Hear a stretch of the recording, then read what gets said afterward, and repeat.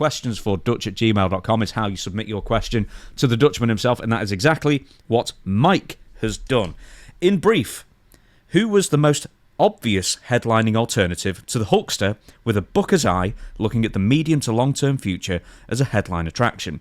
Not needed if Dutch says anyone else, but I'd like to exclude Andre the Giant due to the fact that he only really had 2-3 years left in the business in the tank at the proposed time, making him at best a short-term option only. Kind regards, and my very best. So, Dutch, the question basically is, if Hulk Hogan wasn't available in 83-84 to sort of spearhead the WWF national expansion, who would have been the best alternative for the long term? Well, from what I've heard, it was Dusty Rhodes. You know, Dusty didn't have the body that Hulk Hogan had, or the body of a lot of top guys back in the day. But he had that one thing that you can't get in a gym. He could talk them into a building.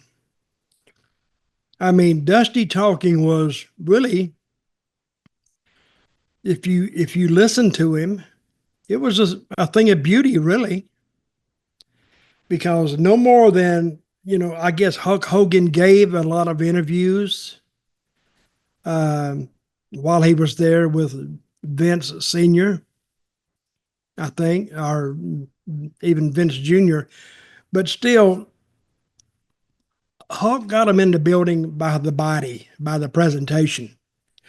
Dusty could have done the same thing because he did it in Mid-Atlantic and he did it in Florida. He talked them into the building. Now you can say, well, yeah, but he didn't have those big buildings that they have up north. Yes, I agree. Down south, they didn't, but they were getting there. But he had Madison Square Garden, he had Boston, he had Philadelphia, he had Pittsburgh, he had Baltimore, Washington, D.C., all big 18,000-seat arenas. And Dusty would have done very well in there. So I would think, and there's a couple more, I would say Dusty would have probably been met with the most success because, and I'll name somebody right now, would be Jimmy Snuka. He could have filled it up, except Jimmy couldn't talk. He could, the people liked him. I'll say another one that he probably wasn't a good guy when he was in WWF would be Don Morocco. I think he could have got it done. And there's a few more. Sometimes you only got so many top guys in each individual business. But if I had a list in front of me, I could probably give you the names. Some people would say, well, what about Bob Backlund? I don't see Bob Backlund doing the business that the Hulk did. I don't see him doing the business that Dusty Rhodes would have done. I just don't see it because he was, and nothing against Bob. Bob didn't have the. He was washed up by then anyway, basically. I mean, the fans were already turning on him by 83. He would have really been the worst person. Because people wanted something fresh. He'd been champion for the best part of 6 years. The last year, his body was going, physically, because he started wearing a singlet, he was slimming down, he didn't have that aura anymore.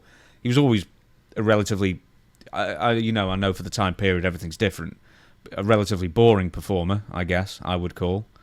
Mm-hmm. So Bob was done by the mid-80s, and then, he'd make a bit of a comeback nearly 10 years later. But I wanted to pick up on Snooker, Jimmy Snooker, that you mentioned before.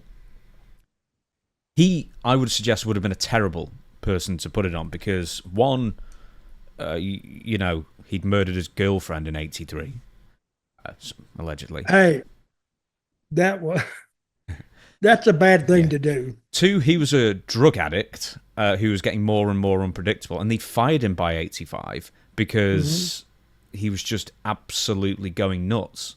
Apparently there was like a tour in Israel or something like that where he just went off the rails and they just got rid of him after that. And when they brought him back a few years later, Jimmy was not quite a jobber to the stars, but you know, he was more towards enhancement than main event. So they didn't trust him either. Well, I was pulling names off the top of my head, but I would say Dusty because I even heard Cody say this at one point. He said that they were considering Dusty for the Hulk Hogan role. And was it Dusty that actually turned it down? Because I believe that was the story a few years, you know, in the early 80s, it was suggested Dusty could do it, and I don't think he saw the vision. I heard it, but I don't think he turned it down.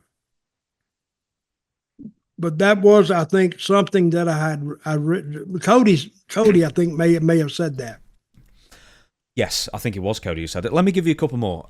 Kurt Hennig was probably too young, and he wasn't the larger-than-life guy, although, of course, he was excellent. Jerry Lawler, why don't we throw his name in? Could he have been the spearhead of a national movement?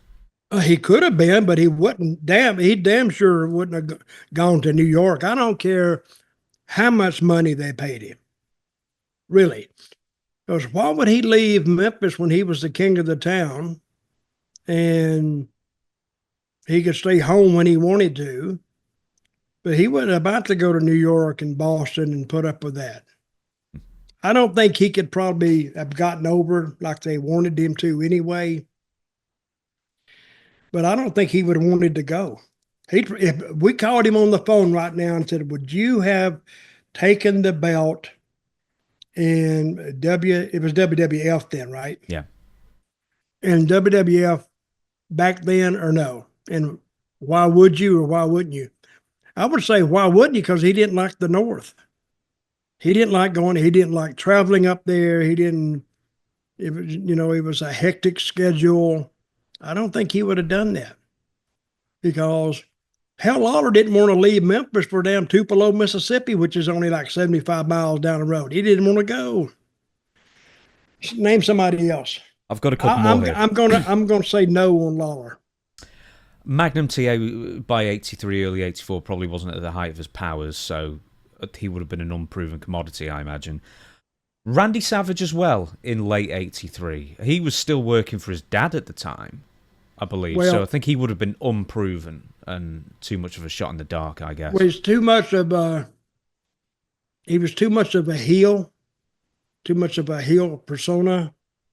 And you would have to have heels bigger than life to even go up against him.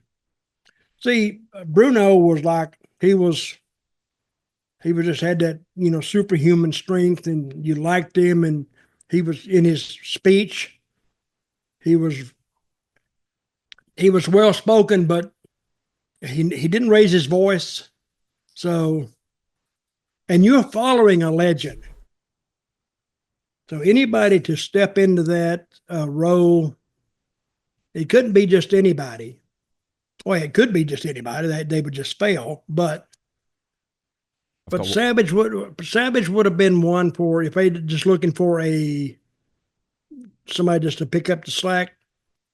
All those names you named, they would all fit, but only for like 6 to 8 months. I've got one more. Kerry Von Erich. No.